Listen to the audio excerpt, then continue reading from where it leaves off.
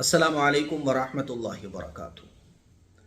आजकल हमारे माशरे में बहुत सारे ऐसे काम हो रहे हैं, हम मुसलमान ऐसे बहुत सारे काम कर रहे हैं जिन्हें देखकर लगता है कि अब हमारे अंदर से ईमानी गैरत बिल्कुल ख़त्म हो गई है। ईमानी जोश, ईमानी जज्बा, ईमानी गैरत सब ख़त्म हो गई है। और वो कहते हैं ना, अल्लाह के नबी सल्लल्लाहु अलैहि वसल्लम का मुबारक इरशाद है कि बुराई को बुराई समझना और किसी बुराई को देखकर दिल में ये एहसास आ जाना कि ये गलत काम हो रहा है, ये बुरा काम हो रहा है, वो एहसास भी आज हमारे अंदर से ख़त्म हो चुका है।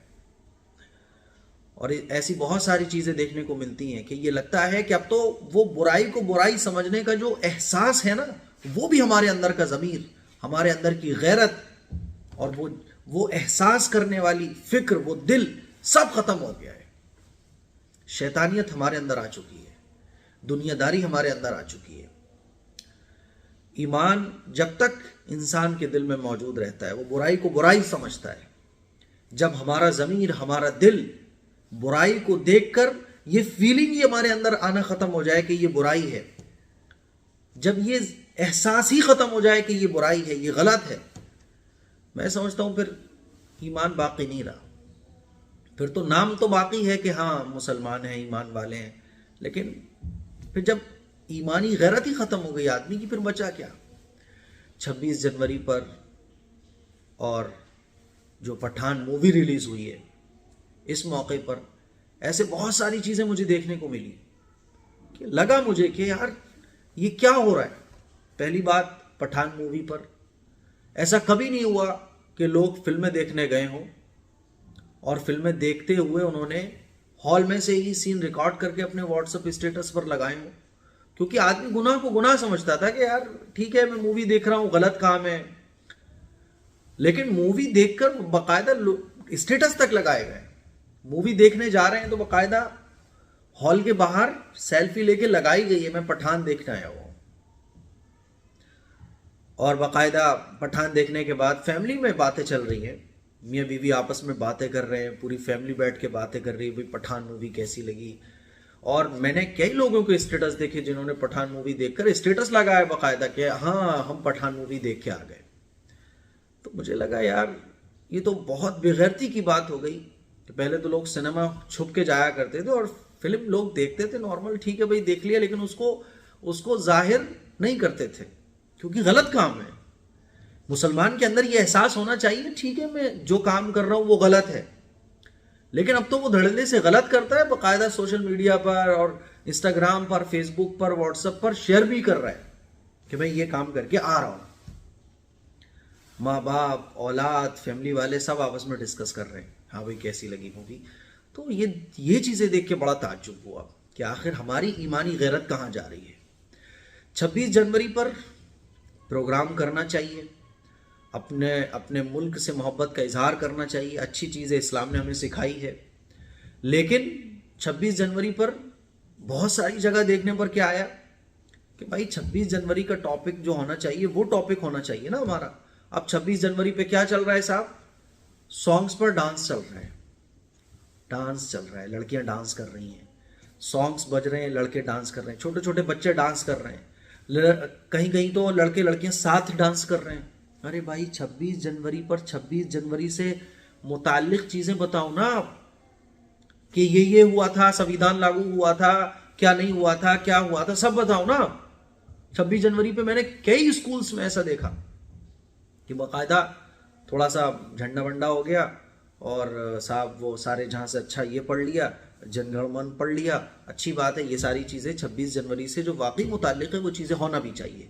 अब बाद में क्या चल रहा है साहब, सॉन्ग्स बजा दिए, बड़े बड़े साउंड स्पीकर लगे हुए हैं, सॉन्ग्स बजा दिए, अब लड़कियां, एक लड़की आ रही है वो डांस कर रही है, 4 आ गई वो डांस कर रही है, फिर छोटे छोटे बच्चे और बच्चियां डांस कर रहे हैं। भाई तुम मुसलमान हो यार, तुम्हारी गैरत कहाँ चली गई।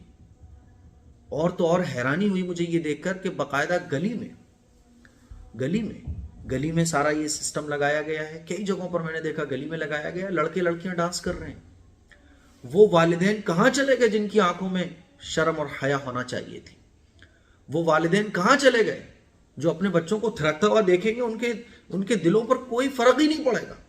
उनकी ईमानी गैरत कहां चली गई भाई? ईमानी एहसास तुम्हारा कहां चला गया? गलत को गलत समझने वाला एहसास कहां चला गया तुम्हारा? अपनी औलाद को तुम थिरकता हुआ मटकता हुआ देख रहे हो और तुम्हारी गैरत जोश में नहीं आ रही, बल्कि बाकायदा तुम तालियां बजा रहे हो, वेल डन बेटा, बहुत अच्छा बहुत अच्छा। हिजाब लगाए हुए लड़कियां डांस कर रही हैं। कैसे टीचर्स हो यार तुम? तुम्हारी गैरत कहां चली गई? कहां चला गया तुम्हारा ज़मीर? क्या तुम्हें अल्लाह को जवाब नहीं देना? अल्लाह के सामने खड़ा नहीं होना? छोटे छोटे बच्चों को तुम मटकाओगे, ये बड़े होके क्या बनेंगे?